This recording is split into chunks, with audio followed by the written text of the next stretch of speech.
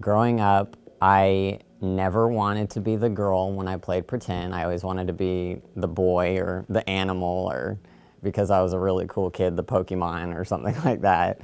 I grew up in a very strong Christian household, so it was always a compromise, and I grew up in the shadow of two very pretty girls, my sisters, and I was the youngest of the three of us, so that cookie cutter shape, my parents expected me to fill that in, as soon as I could. And when I didn't, as soon as puberty hit and I started developing, I slouched. I always wore my long hair back because I didn't like it.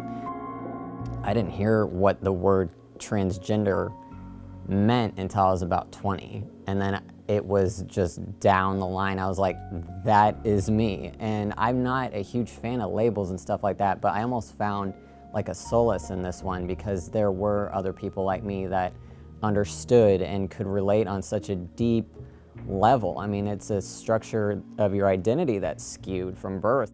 There was a time where I felt so isolated, and finding that understanding in other people, it was like a lifeline in the middle of an ocean. Like, I clung to it and, followed up with it, went to a gender therapist, found out that I could physically change and stuff like that. And in that regard, I was all for it. It was like a golden ticket, and, and I was ready to go. So person by person, it's important to just understand who you are, not so much so what society expects you to be as a man or a woman. There is no asterisk after the word neighbor. Love your neighbor.